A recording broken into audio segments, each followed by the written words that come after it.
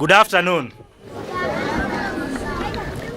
Today, it's a great joy to be here because we are launching the water pipeline for Line 2.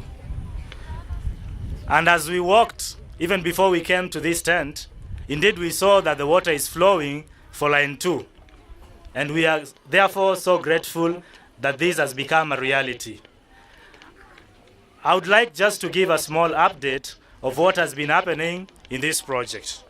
The construction of this second phase of the Manyirani irrigation pipeline, which is termed Line 2, started with an SMC-funded project 2009-2011. Initially, Line 2 was to come out of a T connection from Line 1, as we were told by the project trustee. But this was not possible because Line 1 did not have enough pressure even for the people in Line 1, so it could not serve Line 2. It was then agreed that a new intake be searched upstream so that we can have enough pressure to bring the water to Line 2 as well as to boost the Line 1 water. This was followed by a survey and a design by the district irrigation office. We then thanked the community because they came out in large numbers and dug the trench according to the design. But remember, initially, when we planned to bring water to Line 2, the budget was only for connecting pipe from the intake 1 up to this side of Line 2. But then since we discovered a good site for another intake, we were left with a deficit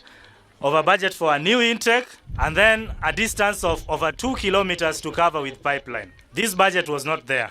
IS started the journey of looking for the funds to construct a new intake as well as purchase the pipes that are required to connect the water. That is where Linus Matkase came in, together with other donors. And they contributed the money that helped to construct the new dam that we have as intake 2. That was not enough, since that was just the intake constructed. We still had a distance of over 2 kilometers to cover with pipeline. And we realized that we had a very important office with us, and that is the CDF office in Tharaka.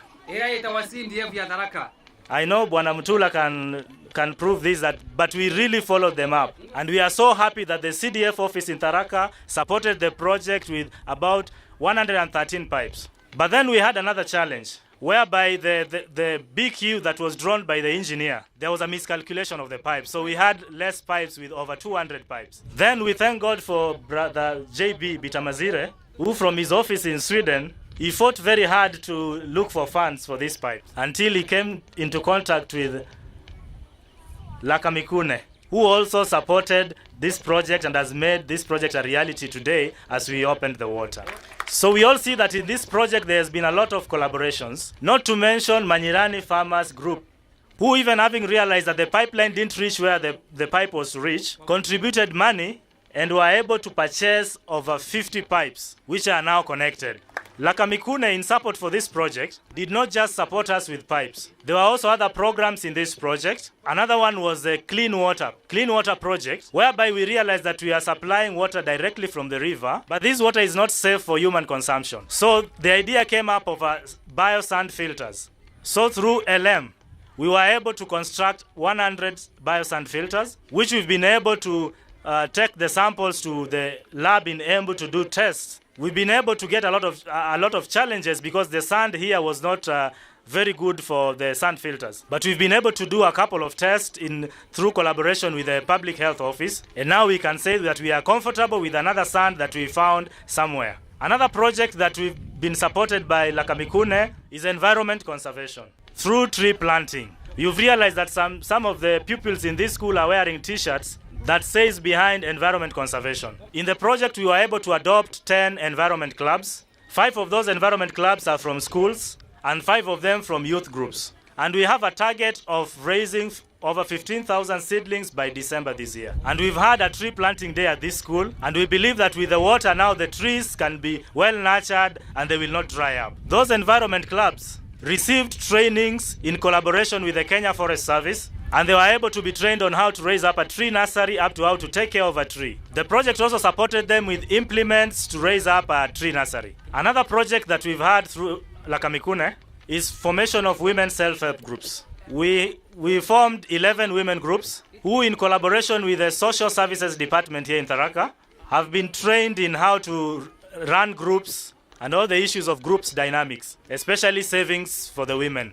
We've also had the poultry enterprise piloting, whereby through these 11 women groups, we've been able to give them a lot of trainings on poultry keeping, which involves a lot of things like diseases and care, building the poultry house and taking care of the poultry. And still in the plan is an incubator, whereby these women will be able to bring their eggs and hatch them and multiply the number of birds. Last but not least, we've had a lot of capacity building. Capacity building has been two ways. Capacity building for Manyirani as the board of Manyirani and the committee of Manyirani, who have received trainings also in partnership with our local collaborator here. We have REDEP, Rural Initiative Development Program.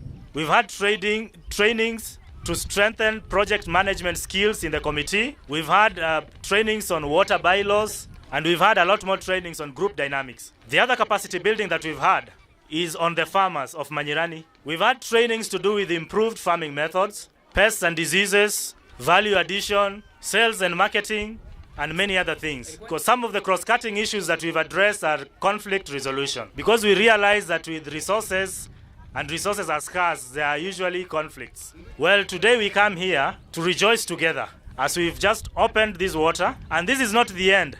We believe that Manyirani still have a lot more work to do. There is a maintenance committee that has been trained in Manyirani who have the capacity to manage and to maintain the system. So I believe right now, even if IS steps out, I believe Manyirani will be able to manage their water. So we thank all our collaborators and all our partners. This would have not been possible if all of us wouldn't have come together to hold hands and to say, let's do it. So as we celebrate the success, we are all celebrating together. Indeed, we realize that there is no single person that can say, I am the one who did it, because we all did it together. So with those few remarks, I would like to say thank you very much, and may God bless you. Thank you